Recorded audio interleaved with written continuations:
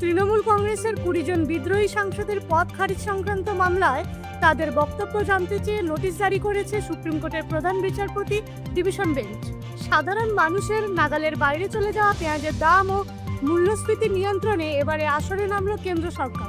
মহারাষ্ট্রের নাসিক থেকে শত শত টন পেঁয়াজ রেলে চাপিয়ে সরাসরি পৌঁছে দেওয়া হচ্ছে দিল্লি, চেন্নাই, গুয়াহাটির মতো বড় বড় শহরগুলিতে। কেন্দ্রের উদ্দেশ্য পরিবহন দাম কমিয়ে বাজারজাত বাড়িয়ে দ্রুত পেঁয়াজের দাম সাধারণ মানুষের সাধ্যের মধ্যে নিয়ে আসা। যাদবপুর ক্যাম্পাসে বহিরাগতদের হামলা এবং বিশ্বভারতীতে পড়ুয়া নিগ্রহের ঘটনার প্রতিবাদে তীব্র ক্ষোভ প্রকাশ করছেন উভয় বিশ্ববিদ্যালয়ের অধ্যাপক ও ছাত্র সংগঠনগুলো। ক্যাম্পাসে নিরাপত্তা ও শিক্ষার সুস্থ পরিবেশ ফিরিয়ে আনার দাবিতে সরব হয়েছেন তারা। যাদবপুরের ঘটনার তদন্তে প্রাক্তন বিচারপতির নেতৃত্বে কমিটি গঠনের সিদ্ধান্ত নেওয়া হয়েছে। সুপ্রিম কোর্ট কেন্দ্র ও রাজ্য সরকারকে নোটিশ পাঠিয়েছে এবং বিক্ষোভকারীদের নিরাপত্তার বিষয়গুলোকে অগ্রাধিকার দিয়ে তদন্তের নির্দেশ দিয়েছে। তিব্বত সীমান্ত ঘেঁষা উত্তর নেপালের রসুয়া জেলায় ভোটেকোশি নদীর উপচে পড়া হরপাবানে ভেসে গেছে একের পর এক গ্রাম ও বিদ্যুৎ ও জলবিদ্যুৎ প্রকল্প। কয়েকশো মানুষ এখনো নিখোঁজ, যার মধ্যে শতাধিক বিদেশি পর্যটকও রয়েছে এবং 8 জনের মৃত্যু হয়েছে। উদ্ধার কাজে হেলিকপ্টার ও